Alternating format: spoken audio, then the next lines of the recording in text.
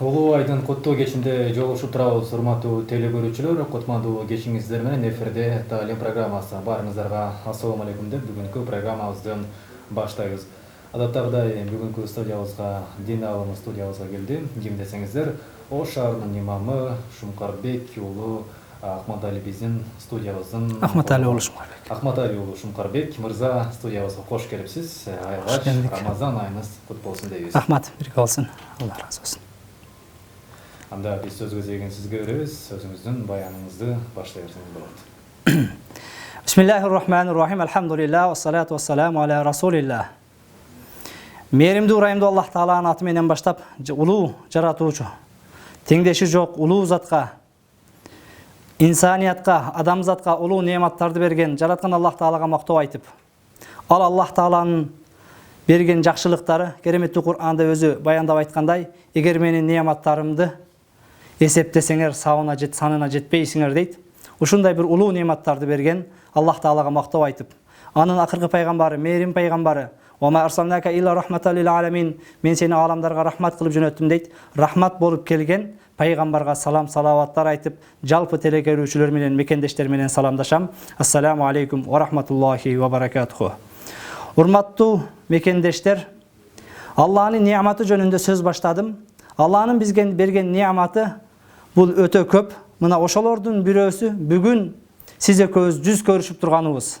Түз эфирден мени көрүп, мен сизге акыл насаатымды айтып, мына ушундай бир акылыбыз ордунда, заманыбыз тынч, бардыгыбыз үй бүлө, бала бакыра менен Рамазан айында орозо тутуп, мына ооз ачарды күтүп олтурганыбыз, мына ушунун өзү улуу Аллах Тааланын бизге берген чоң неаматтарынан. Жараткан Аллах Таала ар бириңиздердин үй ичиңиздерге тынчтык, аманчылык, береке берсин. Пайгамбар саллаллаху алейхи ва саллям мусулмандарды бири-бири менен амандашканда, саламдашканда дайыма ассаламу алейкум деп саламдашып жүргүлө дейт. Салам сөзүнүн мааниси араб тилинен которгондо тынчтык болсун, амандык болсун дейт. А экинчи адам болсо ва алейкумуссалам, Аллахнын рахматы, тынчтыгы сага да болсун дейт. Мээримдүү пайгамбар ден соолук болсун же башка болсун дебестен салам болсун, тынчтык болсун деп саламдашкан дейт. Мына ошол тынчтыктын чоң бир Кудайдын берген неамат экендигини биздин эл мекендештер өзгөчө кече акыркы күндөрдөгү баткен окуяларда тынчтыктын эмне экенин балким ошто олтуруп алып мен дагы канча сезбешим мүмкүн. Бирок мына ошол баткендеги башка дагы инсандар бул тынчтыктын кадыр баркын өтө бир жакшы сезип турат. Мына ушундай бир азыр тынчтык заманда Аллах Таалага бир шүгүр келтире турган, неаматтарына бир жооп кайтара турган бир күндөрдө турабыз. Мен сиздер менен бүгүн саламдашып, майдын 5-inde Рамазандын акыркы 23-24 күндөрүндө турам. Рамазан айы Аллах Таала кереметтүү Кур'анда айткандай, айяман ма'дудат, саналуу гана күндөр дейт. Ай аз эле вакыт деген сөз. Рамазан бул өмүрүбүздө, өзү өмүрүбүздүн аз экендиги, өмүрүбүздүн бат өткөндүгү кандай боло турган болсо, бул ыйык Рамазан андан дагы бат, андан дагы тез биз менен кош айтышып кетет экен. Бүгүн мен сиздер менен Рамазандын өзгөчө акыркы 10 күндүгүнө, мына Рамазандын 20-сынан көбүн өткөрүп жибердик. Кээ бирөөлөр ибадат менен, а кээ бирөөлөр мурдакыдай эле телевизор менен, телефон менен, төшөк менен кроватта жатып өткөрдү. А бирок кээ бирөөлөр таң атканга чейин мечитте намаз окуп, ибадат кылып өткөргөндөр бар. Жараткан Аллах Таала ибадаттарын кабыл кылсын. Пайгамбар саллаллаху алейхи ва салламдын жашоосунан өрнөк алалы, үлгү алалы.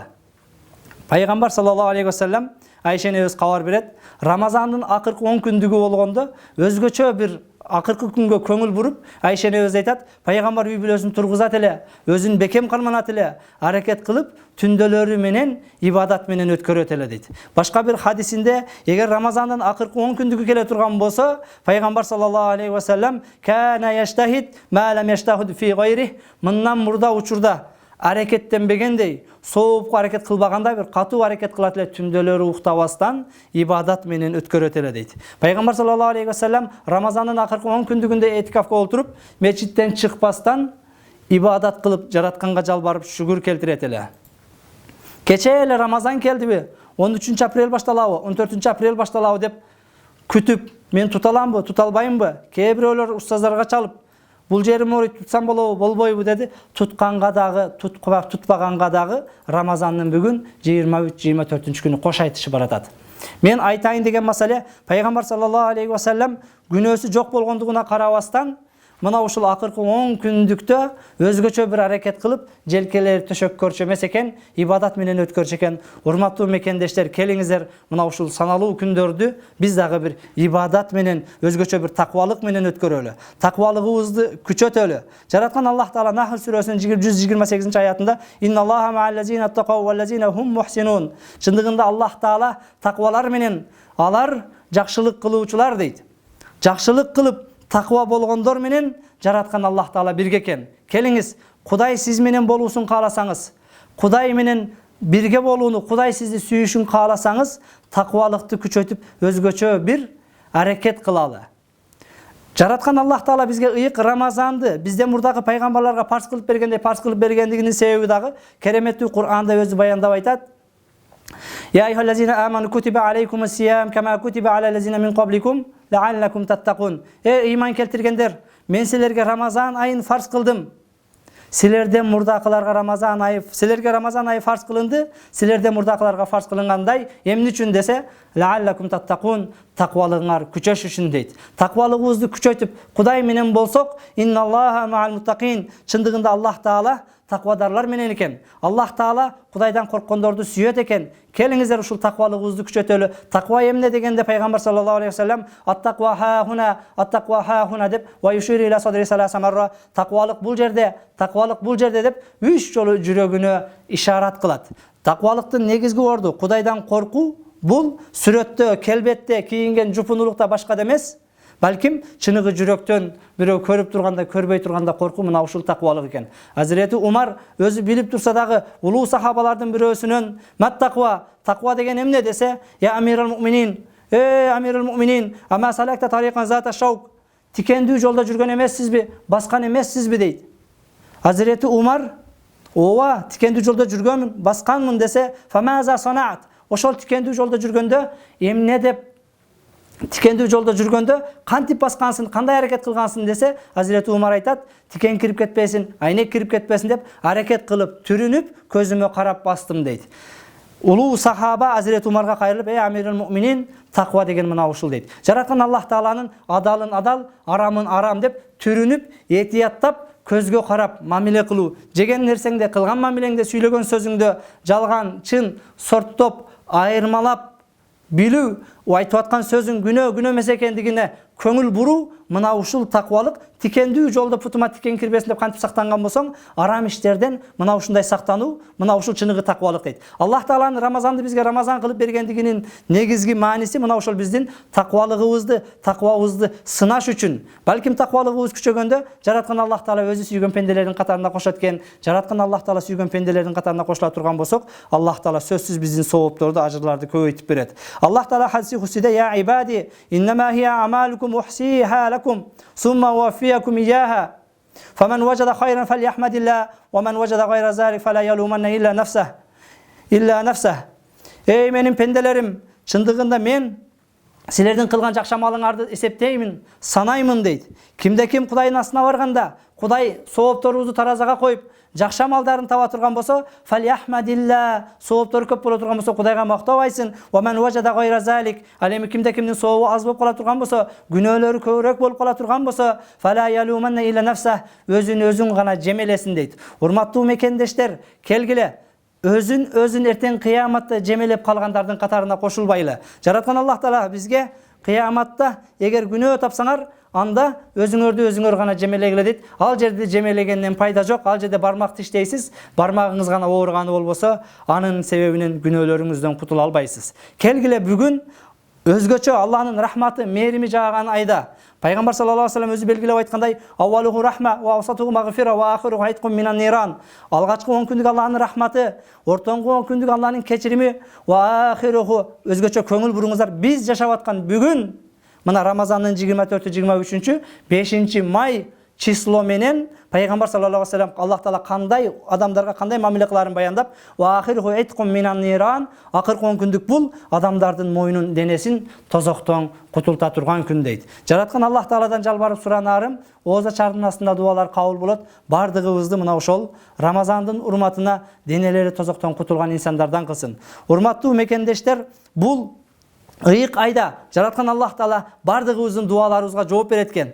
Аллах Таала кереметтүү Кур'ани Каримде Бакара сүрөсүнүн 186-аятында "Ва иза саалака ибади анни фа инни qarib" эгер сенден менин пенделерим сурай турган болсо, ey Мухаммад, фа инни qarib, мен ал пенделериме өтө жакынмын. Ужибу да'вата даи, мен мага жалбарып, алакан жайып сураган пенделердин суроосуна жооп берем. Фалиястажибу ли ва лиюмину би, андыктан мага ыйман келтирип, менен жалбарып сураңгыла, лааллахум яршудун, балким ошондо туура жолго түшөрсүңөр, балким ошондо хидаят жолун табарсыңар дейт. Урматтуу мекендештер, Аллах уада берип атат Бакара сүрөсүндө. Эгер сенден пенделерим сураса, мен жакынмын дейт. Кече тияктан жардам алсак болобу, бияктан жардам алсак болобу, тиги мамлекетке кайрылсакпы, бул мамлекетке кайрылсакпы?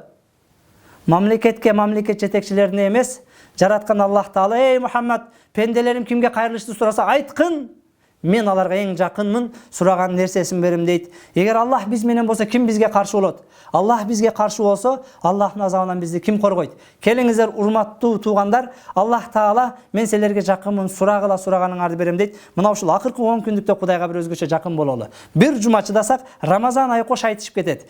Сахабалар, аалымдардын бардыгы Рамазан кеткенден кийин 6 айга чейин ыйлайт экен, берекелүү ай, рахмат айы, кечирим айы бизден кетип калды деп коштошуп, 6 ай өткөндөн кийин 6 ай кубанып күтүшөт экен, Рамазанга жакындап атабыз деп. Алардын бир жылы Рамазанды эксөө менен өткөн экен. Биз тилекке каршы Рамазан келгенде кээ бирөөлөр ар кандай шылтоолорду айтып, бир аргасын таап орозо тутпай коюунун аргасын көргөндөр бар. Врач мага андай деди, врач мага мындай деди деп. Илгерки аалымдардын Рамазан менен болгон мамилеси, булар 6 ай коштошуп ыйлашат экен, Рамазан кетип калды бизден деп. Андан кийин 6 айга чейин Рамазанды күтүшөт экен, бизге Аллахтын рахматы, мээрими жааган ай келип атат деп. Мына ошол Аллахтын рахматы, мээрими жааган айдын дагы бир өзгөчө бир күндөрүнө, акыркы 10 күндүк, акыркы 10 күндүктүн ичинде Аллах Таала кереметтүү Кур'ани Каримде баяндаган: "Инна анзалнаху фи лайлатил кадр", biz keremеттүү Kur'an'ды Кадыр кечесинде түшүрдүк. Ва ма адрака ма лайлатул кадр. Ey Muhammed, Laylatul Qadr emlikeni sen bilesinmi deydi. Laylatul Qadr hayrun min alf shahr. Laylatul Qadr bu 1000 aydan жакшы deydi. Alımlarımız 1000 aydı 83 yıl, 84 yıl dep жүрөт. Ошончо айга тең келет экен деп. Аллах Таала кереметтүү Kur'an'da 1000 айга тең келет деген жок. 1000 айдан артык, хайрум 1000 айдан жакшы дейди. Кечиресиз кичине сыркоолоп аттым элем, тамагым ооруп. Демек, Аллахнын 1000 айдан артык кылып берген бир кечеси бар экен. Бул кечени Пайгамбар саллаллаху алейхи вассалам акыркы 10 күндүктөн издесе, сахабалар сураганда акыркы 10 күндүктүн так күндөрүнөн издегиле дейт. Так күндөрдүн экөөсү өттү, 21 кече өттү, 23 кече өттү. Бүгүн 24 кече, эртеге Кудай буйурса 25 кече 4 күн. Бейшемби күнү. Ал эми биздин күн санак боюнча ишемби, субота күнү мына ошол Лайлатул Кадрдын 27 кечеси келет. Алымдарыбыздын көпчүлүгү Пайгамбар саллаллаху алейхи вассалам Лайлатул Кадрды мына ошол акыркы 27 күнгө алымдардын көпчүлүгү иттифак эткен. Бирок Пайгамбар саллаллаху алейхи вассалам негизги 10 күндүктүн так күндөрүнө белгилеген. Демек, биз Лайлатул Кадрга туш келебиз десек, эгер Лайлатул Кадрга точно туш келип, мына ошол Аллах айткан 1000 жылдык ибадаттан артык бололу десек, анда ар кечени ибадат менен өткөрөлү. Ансыз деле бир жума вакытыбыз калды. Бир жума вакыттын ичинде эгер сиздин кылган ибадатыңыз Кадыр кечесине туш келип калса, сиз 1000 ай 2 рекет намаз окуп койгон болсоңуз, ошол Кадыр кечеде 1000 ай тахажжуд окуду, 1000 айдан да көбүрөөк тахажжуд окуду деп жараткан Аллах Таала сизге сооп берет экен. Эгер сиз ушул Кадыр кечеде бир 10 сомду садака кылган болсоңуз, Аллах Таала ошол Кадыр кечеге папал туш келип калган болсо, бул 1000 ай 10 сомдон садака кылды же 1000 сомдон садака кылды деген сизге сооп жазат экен. Урматтуу мекендештерим, Аллахнын мээрими, рахматы ушунчалык кенен, биз пенделердин өмүрү кыска. Бул кыска өмүрдө дагы бир гапилетте өмүр өткөнүп калгандыгыбызга байланыштуу бизге сооп таап алсын, өзүнчө бир сезон иштеп алсын деп Кадыр кечесин берген. Келиңиздер Instagram менен, Facebook менен, соцсет менен телефон чукуп бул кечелерди өткөрүп бербестен, мына ушул телефонду, интернетти, бала чаканы пайгамбарга окшоп ойготуп, келгиле ибадат менен өткөрөлү. Балким мына ошол кадыр түнгө туш келип калсаңыз, кылган садакаңыз 1000 жылдан ашык садака кылды десе, окуган намазыңыз 1000 жылдан ашык намаз окуду деген болсо, бул өтө көп бир соопторго жетишесиз. Анткени пайгамбар саллаллаху алейхи вассаламга Аллах таала бул кадыр кечени эмне үчүн берди десе, пайгамбардан мурдакы пайгамбарлар 1000 жыл, 1,5 жыл андан да көп жашаган. Мээримдүү пайгамбардын үммөтү пайгамбар бизге кабарлагандай 60 менен 70 ил аралыгы жашайт дейт. Бул өтө кыска өмүр, кыска мөөнөт. Аллах таала ушул кыска мөөнөттө биздин сообу аз болуп калбасын деп, жыл сайын Рамазанда бир кече берет. Ал кече ошол 83 жылдык ибадаттан артык болгон кече. Мына ошол кечени келиңиздер текке кетирбестен, ансыз деле кээ бириңиз мени көрүп отурасыз телевидение аркылуу 60ка чыктыңыз, кээ бириңиз 70ке чыктыңыз, кээ бириңиз мен курактуу болсоңуз 30га 35ке чыгып отурасыз. 35 жылдан бери мына ошол дүйнө өмүрү менен башка менен алексиз. Келиңиз ушул акыркы бир жумада бир дүйнөдөн арылып жараткан Аллах таалага кайталы. Аллах таалага ибадатка кайта электер болсо, орозо тута электер болгон болсо, түндөлөрү тахажжудка коттап ибадат кылбагандар болсо, жараткан Аллах тааланын кереметтүү Кур'андагы эскертүүсү менен эскертем. Фафирру илаллах. Кудайга чуркаңыздар, Кудайга кайтыңыздар. Инни лакум минху назирун мубин. Чындыгында мен сиздерге Кудайдын атынан ачык айкын эскертүүчүмүн дейт пайгамбар. Мына ошол пайгамбардын сөзүн пайгамбардын атынан мен дагы сиздерге Аллахтын атынан ачык айкын эскертүүчүмүн деп айтам. Келиңиздер Кудайга кайталы, Кудай менен болгон мамилебизди оңдойлу, акыркы 10 күндүктө ибадатка өмүрүбүздү арнайлы. Пайгамбар саллаллаху алейхи вассалам бул кадыр кечедеги дуалар кайтарылбайт экен. Дуалардын кайтарылбай тургандыгын Якуб алейхиссалам баласы Юсуф алейхиссаламдан айрылганда мына ушул Рамазандын акыркы 10 күндүгүндө дуа кылып, не үчүн бул күндөрдө Аллага дуа кылып атасың десе, Аллах менин баламды жоготту. Баламды жоготуп боздоп калдым. Бүгүн дагы бизде Баткенде башкада кече канчалаган бир туугандарыбыз өлдү. Кээ бирөөлөр күйөөсүнөн айрылды, кээ бирөөлөр атасынан, кээ бирөөлөр баласынан айрылды. Мен өзүм да кабыргам кашайып турат. Өзүмдүн ошол баткендик жердештерим, ошолордун ичинде мен тааныган 2 досум дагы мына ошол залымдардын огунан каза таап олтурат. Жараткан Аллах тааланын Якуб алейхиссалам дагы мына ошол баласынан айрылып, баласын жоготкондо Аллах таалага кайрылып дуа кылганда эмне үчүн дуа кылып атасың десе, аса Аллаху ayatini bihim jami'an innahu huwal alimul hakim. Balkim Alloh taolo duomni qabul qilib, jo'g'otgan narsamni qaytarib berer. Antkeni Alloh taolo danishman zat, biluvchi zat deydi. Mana o'shol biluvchi zatga jalbarib suranalı. Bugun o'shol жерде o'tkandörde Alloh rahmatini olib, beyishi menen siylasin.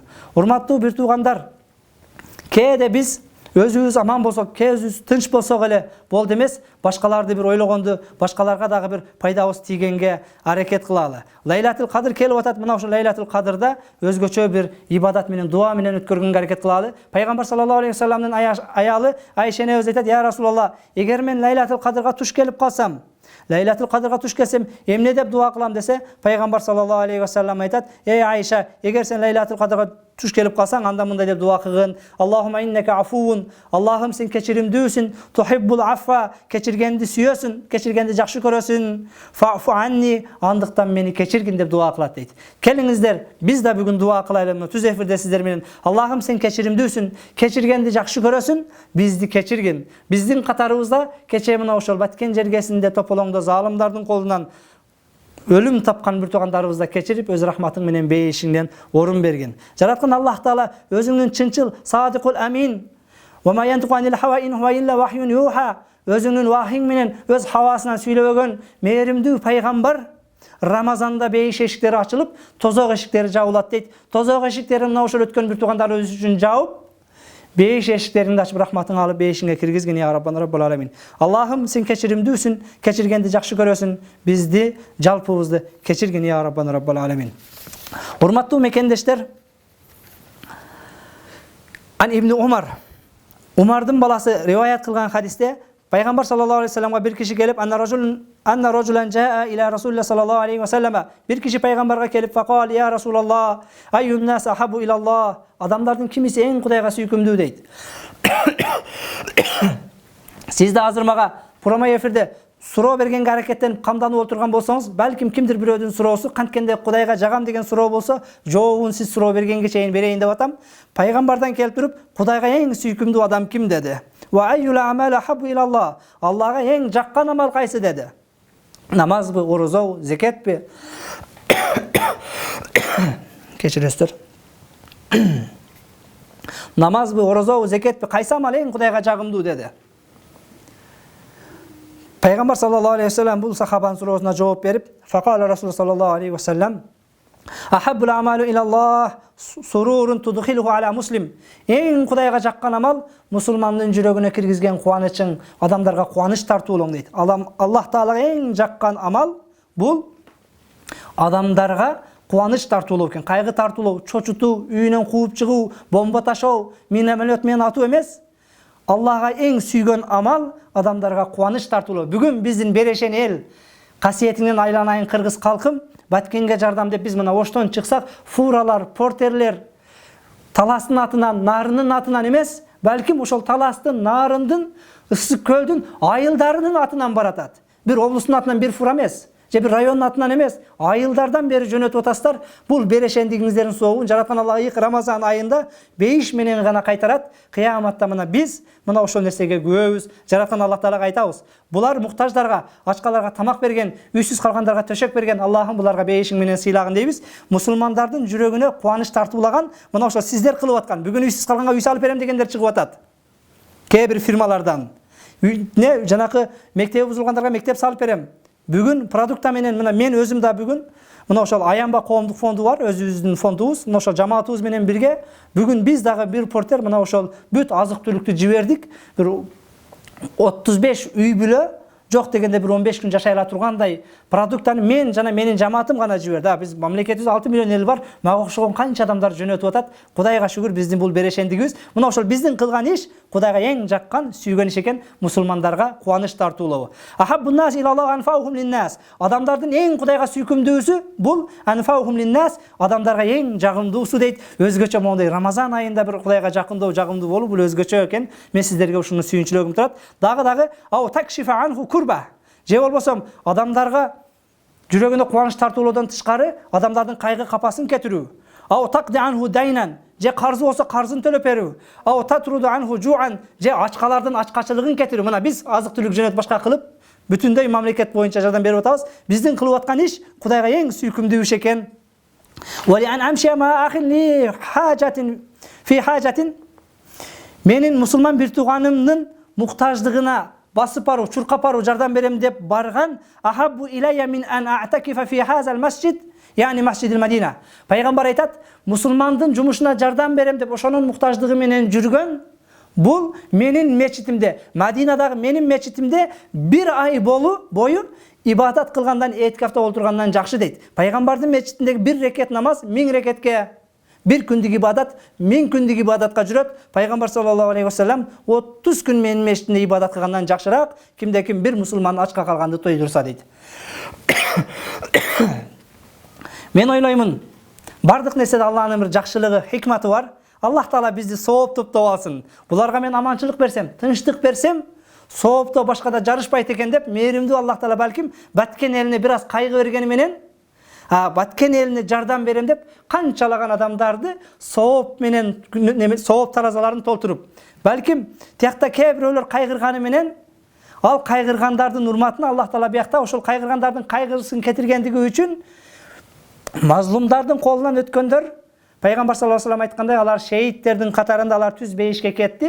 Бирок тирүүлөрүбүз да ошолордун аркасынан бейишке барып алсын деп, бизди бүгүн Рамазан айында бир кайрымдуулукка үйрөтүп, таквалыгыбызды күчөтүп атат. Бул балким бул да бир Кудайдын бизди сүйүп, бизге берген бир сыноолорунун, же болбосо бир неаматтарынын бири десек да болот. Аллах Таала берген тагдырда биз билбейбиз. Балким жакшылык бар, балким жамандык бар. Ошондуктан Алланын бардык иши, ал мээримдүү зат биз үчүн тек гана жакшы гана деп айтабыз. Мусулманды тойдуруп коюу, же болбосо мусулмандын бир кайгысын кетирип коюу, мына ушул дагы эң жакшы амалдардан, Кудайга жаккан амалдардан. Керек болсо бир мусулмандын бир муктаждыгын бүтүрүү, бул пайгамбардын мечитиндеги бир айлык ибадаттан артык экен. Ошондой эле Пайгамбар саллаллаху алейхи ва саллям аятын уласында "Ва ман каффа гадабаху садараллаху ауратah". Кимде ким ушул ачуусун баса билсе, ачуусу келгенде, ачуусун баса билсе, Аллах Таала анын авратын, уятын жабат, күнөөсүн жашырат. Жараткан Аллах Тааладан жалбарып суранарыбыз мына ушундай улуу күндөрдө бир кечиримдүү болуп, Аллах Тааланы жана эле дуа кылдык, сен кечиримдүүсүң, кечиргенди жакшы көрөсүң, бизди кечиргин дедик. Келгиле, биз дагы ошол мусулман бир туугандарыбыз билбестен бизге бир күнөө кылган болсо, башка кылган болсо бир кечиримдүү бололу. Кечиримдүү болсок, сообун Кудайдын өзүнөн алабыз. Сөзүм куру болбошун, Аллах Тааланын сөзү менен сиздерге тастыктап, сиздерге балким Баткен элине, жалпы кыргыз элине бир сүйүнч катары айтайын.